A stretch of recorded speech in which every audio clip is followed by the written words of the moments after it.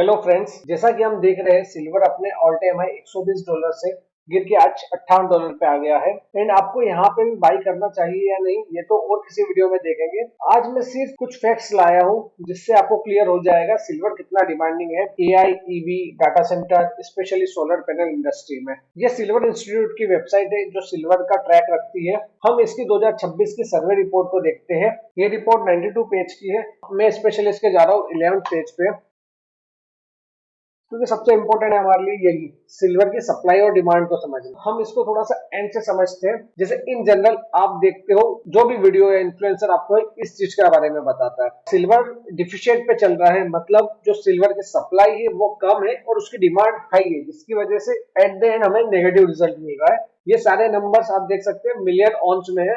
अब हम इसको थोड़ा सा डिटेल में समझते हैं। अगर आप इसकी सप्लाई को देखोगे, जो टोटल सप्लाई थी 1024 2017 में, जो बढ़ के 2026 में हो गई 1066। ये 2026 एफ लिखा है, मतलब फॉरवर्ड इन्होंने थोड़ा सा जो भी प्रिडिक्शन है उसके हिसाब से ये नंबर्स निकाले कि 2026 एंड तक ये आएगा। जो भी मतलब ये सिर्फ 4% बढ़ी है नियर टू 10 साल में। मतलब सप्लाई कंस्टेंट तो है जो हमें क्लियरली दिख रहा है। अब हम समझते हैं डिमांड साइड पे उतनी तेजी से डिमांड बढ़ रही है, बिकॉज अगर सप्लाई कंस्टेंट है और फ्लैट है, लिमिटेड है, तो ऑब्वियसली बात अगर डिमांड जरा भी तेजी से बढ़ेगी तो प्राइस ड्राइव हेवीली होगा। तो इसकी डिमांड अगर आप देखो 2017 में जो 971 थी वो 2026 में बढ़कर हो रही है 1112।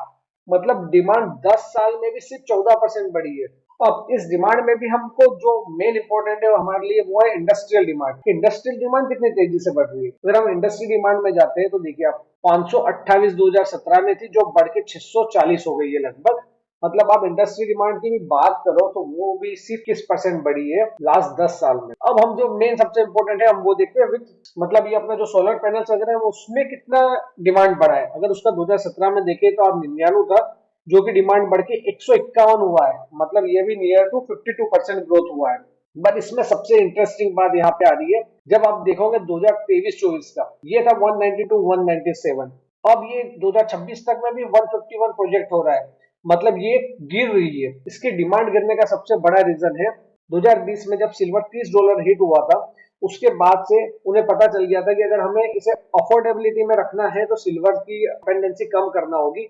इसलिए तब उसमें लेस सिल्वर पर पैनल की टेक्नोलॉजी पे वर्क किया गया और सिल्वर की जो रिक्वायरमेंट है उसको धीरे धीरे कम करके अदर मेटल्स, मतलब जिसमें मोस्टली कॉपर को यूज किया हुआ है। इसलिए जो लास्ट 3 साल में दिख रहा है आपको कि सिल्वर की डिमांड कम हो रही है सोलर पैनल में, जबकि सोलर पैनल्स आप देखोगे ऑल टाइम हाई पे इंस्टॉलेशन से उसका प्रोडक्शन ऑल टाइम हाई पे। इसका मतलब क्लियर है कि उन्होंने ओवरऑल सिल्वर की रिक्वायरमेंट्स को रिड्यूस किया है। अदरवाइज इतनी हाई डिमांड के बाद भी सिल्वर की डिमांड कम नहीं होती।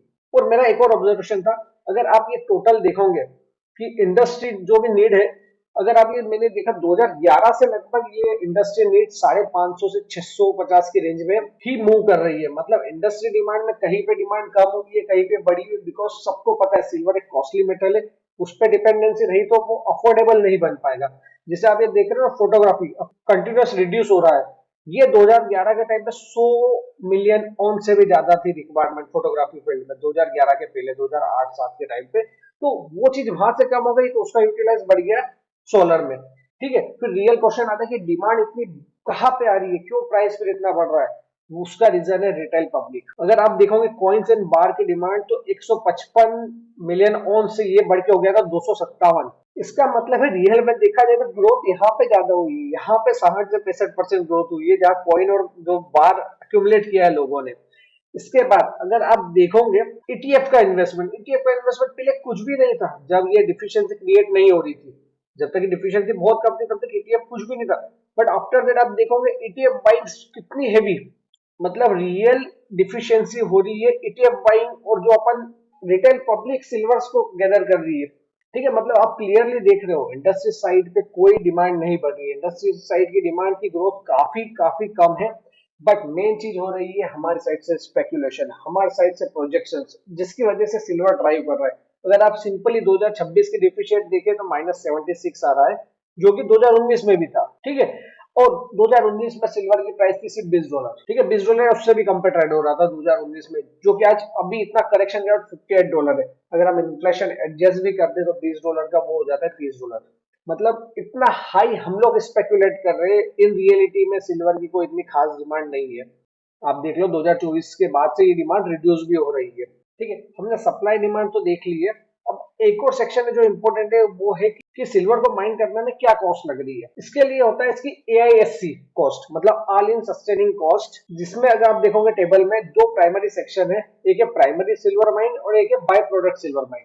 प्राइमरी सिल्वर माइंस वो होती है जो प्राइमरी सिल्वर ही माइन कर रही है, और बाय प्रोडक्ट सिल्वर माइंस ऐसी होती है जैसे कि जिंक हो गया, कॉपर हो गया, ये माइंस जिसमें silver as a by product या उनके लिए वेस्ट एज ए निकलता है, जिनका प्राइमरी फोकस अदर मेटल्स पे होता है।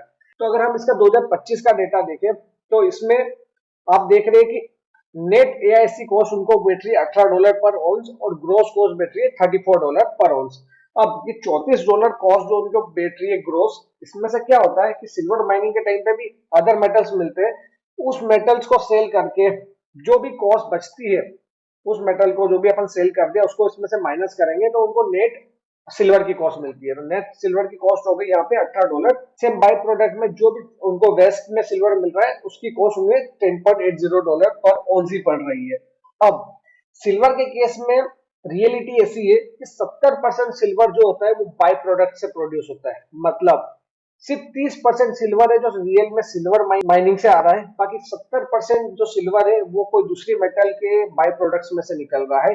उनका मेन एम होता है जैसे कि कॉपर माइन करना, बट वहां पे जो बाय प्रोडक्ट मिल रहा है उसमें से सिल्वर आ रहा है जो 70% टोटल सप्लाई का कॉन्ट्रीब्यूट कर रहा है। तो रियलिटी में जो कॉस्ट इंपैक्ट कर रहा है वो कॉस्ट इंपैक्ट करेगा बाय प्रोडक्ट कॉस्ट। तो अगर हम उसे देखें कि 70% बाय प्रोडक्ट कॉस्ट ले और 30% सिर्फ प्राइमरी कॉस्ट ले, तो 2025 में भी ये सिर्फ $13-14 से ज्यादा रहेगा।